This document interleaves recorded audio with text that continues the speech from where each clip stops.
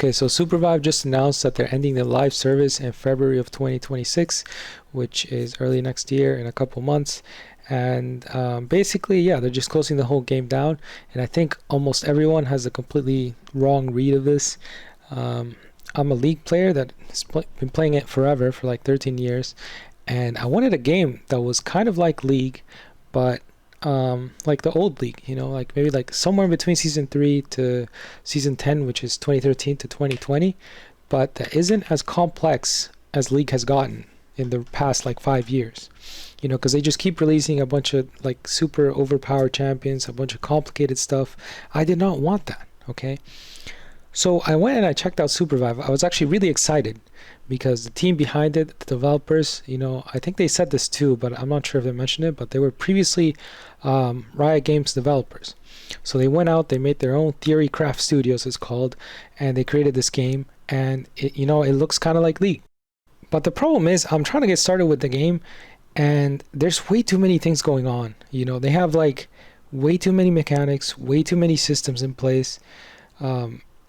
I have to watch this like 40 to 50 minute video from Nidhogg on YouTube about like, oh, how to get started. This is like the concise version, by the way, of how to get started with the game. And it was highly edited too. It's like a very highly edited, very compact, okay, well put together guide, but it was like a tutorial on like how to get started with the game.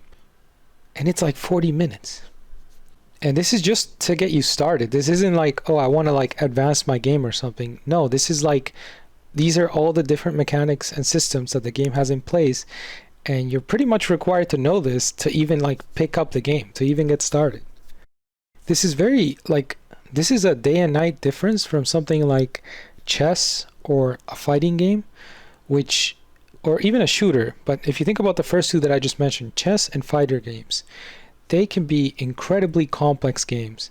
The fighter games have a lot of variation, right? Chess is just one thing, but these games can be very, very complicated. Yet, when you're just getting started, you don't need to know all of this complexity. It's very easy to pick up chess. It's very easy to pick up a fighting game or a shooter. If you're playing a fighter game, you like press square, the guy like kicks or punches. You press square, the guy punches. You press triangle, the guy kicks. And some of these fighting games, they'll have like 3 buttons per kick and 3 buttons per punch, and then they have like little combinations or whatever. But at the very least, someone that's just picking up the game, right? You pick up the controller and you just press one button, and your character starts like punching or kicking. Okay, it's very easy to pick up these games and just jump in and get started. You'll be a noob and you'll be playing against other noobs, but you can still have fun. You can still get started. It's the same thing with chess. And these are two of the most complex genres in gaming. It's like fighting games can be some of the most complex games that exist, right? And it's the same thing with chess. One of the most complex games created. Yet they still have a much easier barrier of entry compared to Supervive. So the way I see it, this was the main problem with Supervive. They did 2 things wrong, okay? First of all, they front-loaded all of their complexity. And second of all, they had way too many of these mechanics and systems that made it way too complex. If they had these systems and mechanics or whatever, but they weren't front-loaded, then I think the game could be okay. But in general, they also have too many things going on at the same time. I genuinely think if they just took away around 90% of the existing game mechanics and systems, and they focused on the remaining 10%, they would have a much, much better game. And I think maybe on single players, you can kind of like front load more of your mechanics, but especially for a multiplayer game, like I said, shooters, chess, fighting games, you need something like that doesn't require you to like study an encyclopedia just to like get started. That was a huge problem with the game. And I know some people are saying, oh, actually it just didn't have enough eyes on it or something like that, or oh, gamers are too lazy or something like bro.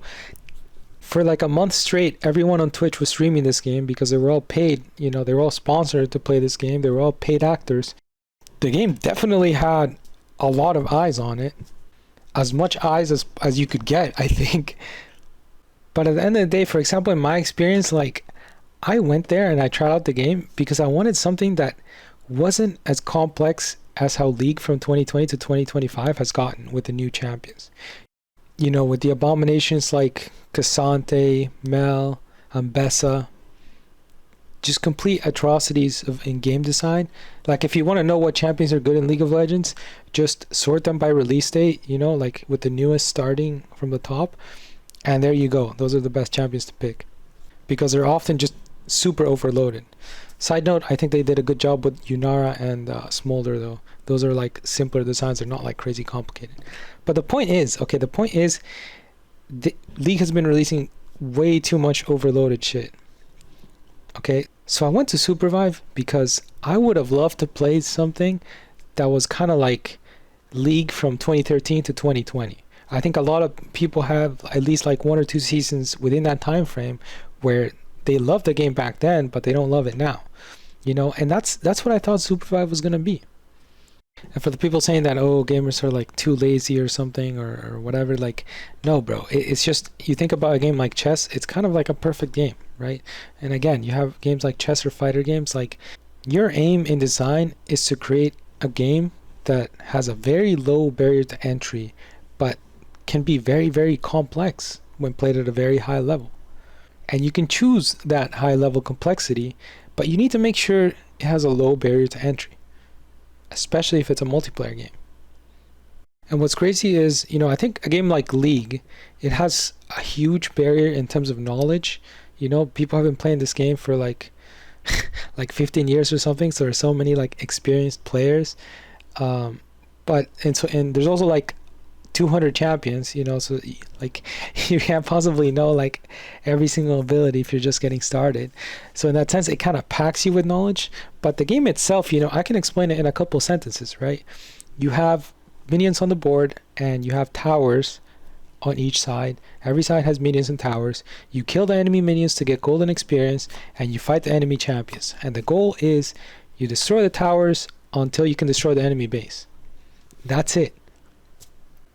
All you're doing is destroying towers, killing minions to get golden experience, killing champions so they get out of the way, and if you kill enough towers, you capture their base. That's it. But in Supervive, it's like you got like 40 different things. Like, you can't explain it that easily.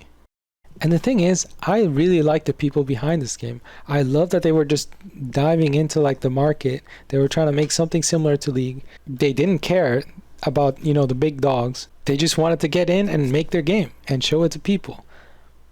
And you could really tell they put a lot of love into the game, a lot of passion. It was a game created with love, okay? But the problem still stands that the barrier to entry should not have been an encyclopedia. It should have been way closer to chess or to a fighting game or to a shooter. Something that's way easier to pick up. If you're making something that's more complicated to pick up than League, it's a mistake. You did something wrong. You got to go back to the drawing board. You got to reassess, how did we get into this? And I think maybe it's hard once you've played enough of the game or whatever, and once you've developed it enough to think about it from like a new person perspective, but you really need to like find how to put yourself in the shoe of, you know, someone that's just getting started and determine if the barrier to entry is way too high. Again, if it's more complicated than League, it's kind of defeated the whole purpose, right? You give people a season 3 to season 10 League with, you know, different characters, different abilities, and it could be slightly different, you know, it doesn't have to be the same. Something about the map could be slightly different. But again, you know, just have a few mechanics, a few systems, not like 40. And people would love that game. Anyways, I hope they said at the end of this video that they were gonna go under the radar and maybe be working on something else in the meantime. So I hope whatever other project they work on goes well. I hope they take away the right things from this game. But I really hope they're able to close in on this barrier to entry problem, because so many people have the completely wrong read on why this game failed. And yeah, these are my thoughts on it. Thanks for watching. Let me know what you guys think in the comments down below. This has been number 2582, and I'll see you guys in the next one. Peace.